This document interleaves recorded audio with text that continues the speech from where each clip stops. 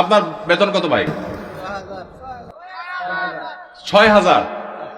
একটু দাঁড়ান, কষ্ট করে একটু দাঁড়ান। আপনার বেতন কত ভাই? ৫,৫০০। এই মনোহরপুরের মসজিদ কমিটির কেউ আছেন? মুসল্লি কেউ আছেন কিনা? অন্তত যারা আছেন হাত তোলেন তো। মুসল্লি কারা? কেউ হাত তুলবে না। কমিটির একজন পাওয়া গেছে মুসল্লি? আচ্ছা থাক। আর ইমাম সাহেব কে আছেন বলেন? আপনি ইমাম ভাই, আপনার বেতন কত? হ্যাঁ, মসজিদ থেকে বেতন কত বলতেছি? মসজিদ মাদ্রাসা দুই ডিউটি বেতন 11.5। তার মানে আমরা যদি 5.5 ধরি তাহলে 5.5 মসজিদ থেকে বলা যায়। 5 ওয়াক্ত নামাজ পড়ান, ইমামতি করেন, 5 ওয়াক্ত নামাজ পড়ান, 5,500 জুমা সহ। আপনার কোন এলাকা? এই গ্রামের নাম বলেন? ঢুলিপাড়া। কই মাহফিলের আয়োজক কারা? সামনে আসেন না, সামনে আসেন। কই পোস্টার কই? নাম বলার আগে সামনে আসেন। নামই নেই। আচ্ছা, আর ইমাম সাহেব আছেন আর 1-2 জন? কই ভাই? কোন এলাকার? পাশের এলাকার। বেতন কত? হ্যাঁ, 8,000। কোন এলাকার? নোয়াগ্রাম। নোয়াগ্রামের ভাইরা নিশ্চয় আছেন। আমি আপনাদের শরম দিতে চাই না, আপনাদের কারোর হাতও তুলতে চাই না। ইমাম সাহেবদের জবানবন্দি নিলাম, ধন্যবাদ। আর কোন ইমাম সাহেব আছেন? মুরব্বী দাঁড়ান একটু। ইমাম সাহেব দাঁড়ান, কষ্ট করে। কোন এলাকার ভাই? জি,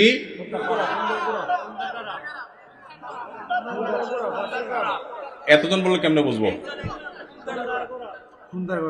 খুন্দারপাড়া, খুন্দারগড়া। ওকে, আপনার পাশের গ্রাম। আপনার বেতন কত ভাই? 6,000। বসেন ভাই রে। প্রশ্ন প্রসঙ্গে চলে আসলো, এতজন ইমামের জবানবন্দি আমরা নিলাম। হয়তো খুঁজলে আরো 10-20 জন ইমাম পাওয়া যাবে। অনেকে হয়তো চক্ষু লজ্জায় হাতটা উঠাচ্ছেন না, বলছেন না। ভাইরা আমার, এটা আমাদের জন্য, বাংলাদেশের মানুষের জন্য লজ্জা, অনেক বড় লজ্জার বিষয়। পৃথিবীর অন্য যে কোনো দেশের সাথে আপনি যদি তুলনা করেন, শুধু সৌদি আরবের কথা যদি বলি, আমি 10 বছর সৌদি আরবে ছিলাম। আমাদের শেখ সাইফুল্লাহ মামুন ভাই দীর্ঘদিন সৌদি আরবে ছিলেন। সৌদি আরবের সকল মসজিদের ইমাম সাহেবরা ইমামতি করে যে সম্মানী পান, সেটা এভারেজে 5 থেকে 7,000 সৌদি রিয়াল।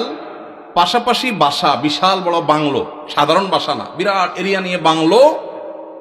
এইটা হলো তাদের এক্সট্রা ডিউটি, এক্সট্রা ইনকাম প্রত্যেক ইমাম সাহেবের।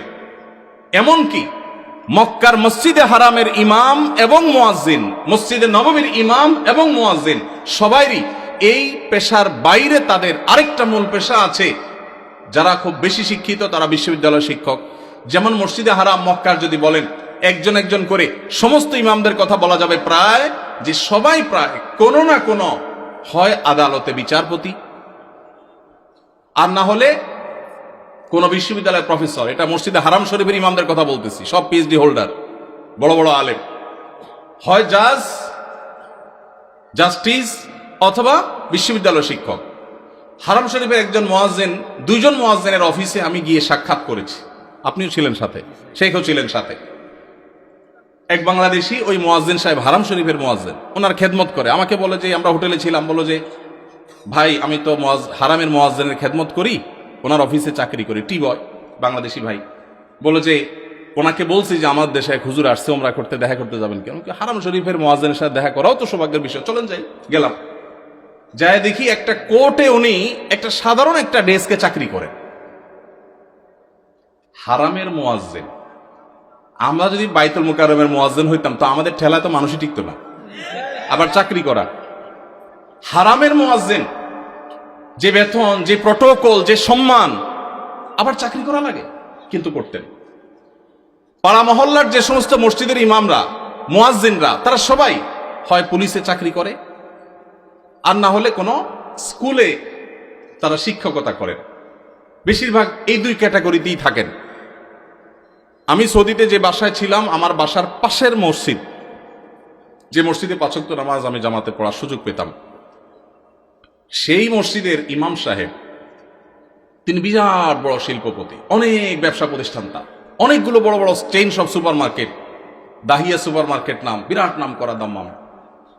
ভাইরে, ইমাম সাহেবদের অন্য বড় বড় চাকরি এবং ব্যবসা থাকার পরও মসজিদ থেকে তাদেরকে বাংলো এবং বিরাট বড় সম্মানে দেয়া হয় সৌদি আরবে। আপনি বলবেন সৌদি আরব মানুষের বেতন অনেক বেশি, বেতন অনেক বেশি এই জন্য বাড়ি অনেক বড়টা দেয়, বেতন অনেক বেশি এই জন্য টাকা বাংলাদেশি টাকায় ১.৫ লাখ ২ লাখ দেয়, এটা হলো সেকেন্ড ইনকাম, তার ফার্স্ট ইনকাম আরেকটা আছে। তাই বলে আপনি ৫-৬ হাজার টাকা দিবেন?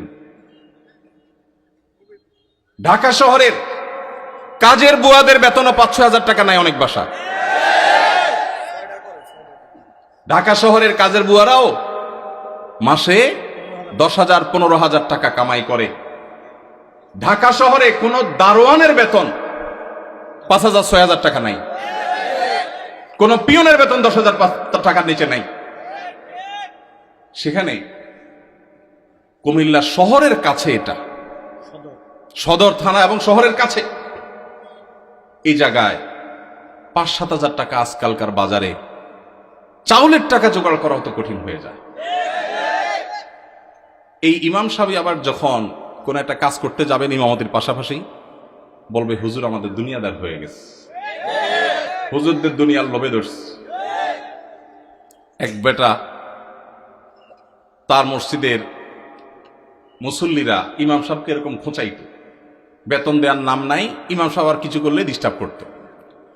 তো ওই মসজিদে একজন ভালো মানুষ ছিল, উনি বললেন হুজুর আপনাকে আমি ওই যে মুসিরা যে জুতা পলিশ টলিশ করে ওইরকম একটা বাক্স কিনে দেব, সাথে রং টং যা লাগে ডাস্টার ব্রাশ এগুলো সব দিয়ে দিব, আপনি ইমামতি করে মসজিদে নামাজ পড়ানো শেষ হলে মসজিদের বাহিরে এসে ওইটা নিয়ে বসে যাবেন এবং মুসল্লিদেরকে বলবেন ভাই আপনাদের জুতাগুলো দেন, যার যার পলিশ করা লাগে আমি করবো, আপনারা আমার টাকা দিয়ে। ইমাম সাহেব চুপ বড় বড় হয়ে গেছে, কি বলে রে বেটা?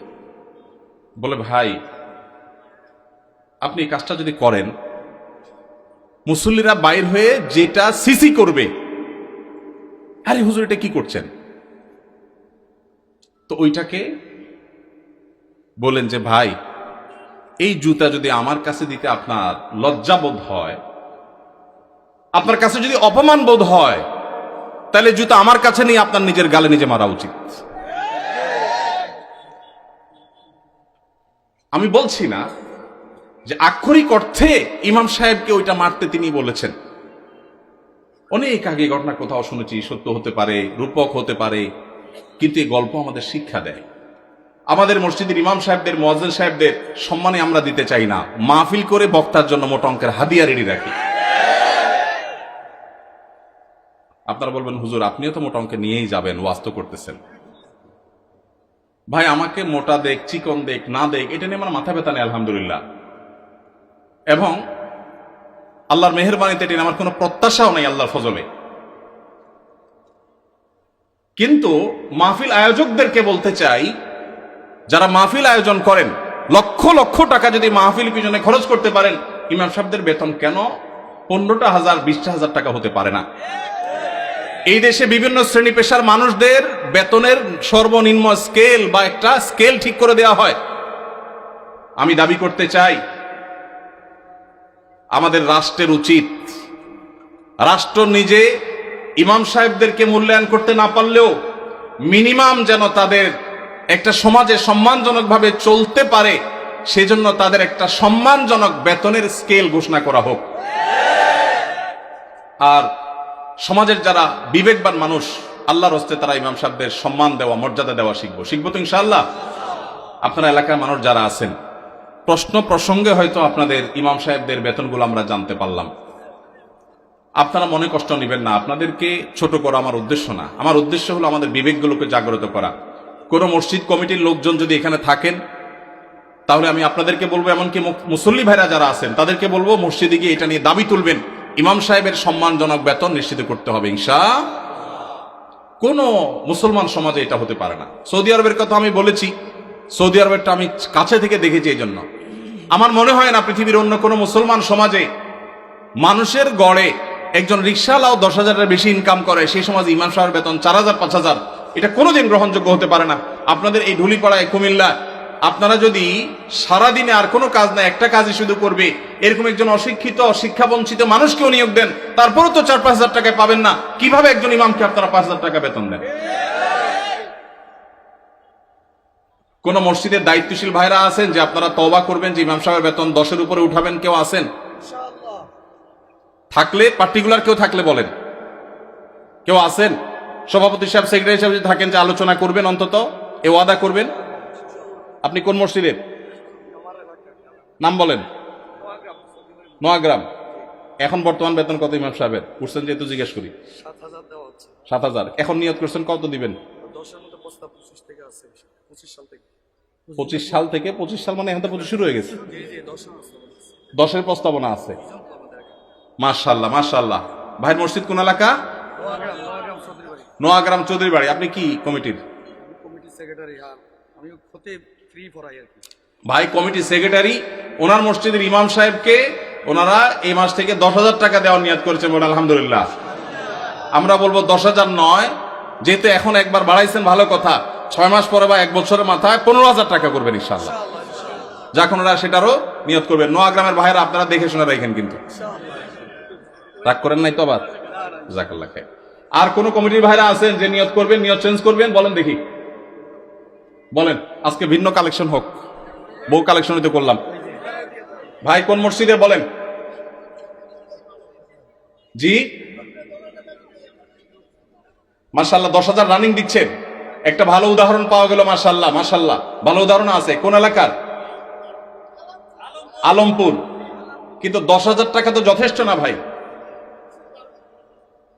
কবে নাগাদ আনুমানিক একটা আইডিয়া দেন না? আইডিয়া দেন না, আলাপ করেই তো দিবেন। আপনি তো একা দিবেন না, অন্তত প্রস্তাবনা দিয়ে, যে মাহফিল থেকে হুজুররা প্রস্তাবনা দিছে, অন্তত 15,000-এর ভিতরে রাখেন, 12 থেকে 15 ভিতরে ইনশাআল্লাহ। কবে নাগাদ? আলোচনা সাপেক্ষে। ঠিক আছে। আপনি মসজিদ কমিটির কি? সেক্রেটারি সাহেব। মাশাআল্লাহ, আল্লাহ সেক্রেটারি সাহেবকে তৌফিক দান করুন, বলুন আমিন। একটা ভালো দৃষ্টান্ত। ভাইরা 10,000 দিচ্ছেন, মাশাআল্লাহ, কিন্তু 10,000 যথেষ্ট না ভাই। 10,000 যথেষ্ট হতে পারে না। আল্লাহ তাআলা আমাদেরকে উলামায়ে কেরামের, মসজিদের ইমাম সাহেবদের মূল্যায়ন করার তৌফিক নসিব করুন। আমি ভাই একাধিক মাহফিলে এমন ঘটেছে যে মসজিদে গিয়ে ইমাম সাহেবদের বেতন কম, এটা ব্যক্তিগত আলোচনা জানতে পেরেছি। আমি আমার মতো করে কমিটির ভাইদেরকে দাওয়াত দিয়েছি এবং বোঝানোর চেষ্টা করেছি। আমরা মাহফিলের জন্য যদি লাখ লাখ খরচ করতে পারি, কেন ইমাম সাহেবদের দিতে পারবো না? আল্লাহ আমাদেরকে তৌফিক দান করুন।